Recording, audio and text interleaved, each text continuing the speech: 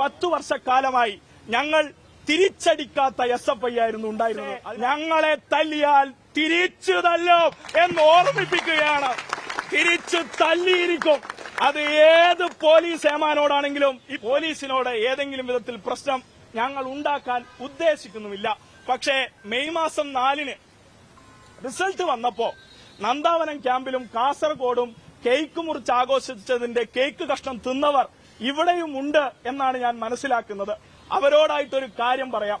ഇതുവരെയും 10 വർഷക്കാലമായി ഞങ്ങൾ തിരിച്ചടിക്കാത്ത SFI ആയിരുന്നു ഉണ്ടായിരുന്നത്. അതിനർത്ഥം നിങ്ങൾ അടിച്ചിട്ടില്ല, ഞങ്ങൾ സമരം ചെയ്തിട്ടില്ല എന്നല്ല. നിങ്ങൾക്കൊരു സംരക്ഷണം ഉണ്ടായിരുന്നു. അത് ഇടത് നയത്തിന്റെ സംരക്ഷണമാണ്. നിങ്ങൾ കെ കരുണാകരന്റെ ഭീതിതമായിട്ടുള്ള പോലീസ് നയത്തിലേക്കായിരിക്കും ചിലപ്പോൾ ചേക്കേറാൻ ഉദ്ദേശിക്കുന്നത്. പക്ഷേ 1994 നവംബർ മാസം 25-ന് ഇപ്പോഴും കൂത്തുപറമ്പ് പോലീസ് സ്റ്റേഷനിൽ ഒരു മെഹസറുണ്ട്. ആ മെഹസറിൽ KV റോഷൻ എന്നൊരാളുടെ പേരുണ്ട്.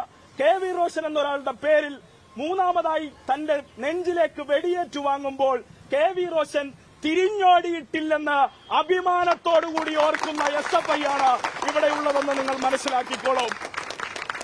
രാജീവനും മധുവും കൊല്ലപ്പെട്ടതിനു ശേഷവും കൂത്തുപറമ്പിന്റെ വെടിവെപ്പിലേക്ക് നടന്നു നീങ്ങിയവരുടെ കൊടിയാണ് ഞങ്ങളുടെ കയ്യിലുള്ളതെന്ന് നല്ല ധൈര്യം നിങ്ങൾക്കുണ്ടായിക്കോളൂ.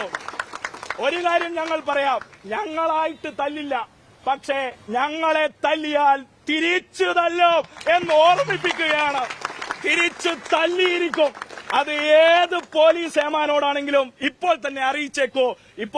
ഇന്നലെ ഞങ്ങൾ തിരുവനന്തപുരത്ത് മാർച്ച് നടത്തിയപ്പോ ഞങ്ങളുടെ സംസ്ഥാന ജോയിന്റ് സെക്രട്ടറിയുടെ ഫോട്ടോ ഗ്രൂപ്പിലിട്ടിട്ട് പറഞ്ഞു, ഇവനെ അടുത്ത തവണ കിട്ടിയാൽ തല്ലി ഒതുക്കണമെന്ന്. ഇട്ട് തരാൻ ഉദ്ദേശിക്കുന്നില്ലെന്ന് മാത്രമല്ല, തല്ലിയൊടിക്കാൻ ലാത്തി പൊക്കുന്നതിന് മുമ്പ്, ജീവൻ ബാക്കി ഉണ്ടാകുന്നതിന് മുമ്പ് തിരിച്ചു തല്ലിയിരിക്കും കേട്ടോ, അടിക്കും. അതുകൊണ്ട് അതിനൊന്നും ഒരു സംശയവും വേണ്ട.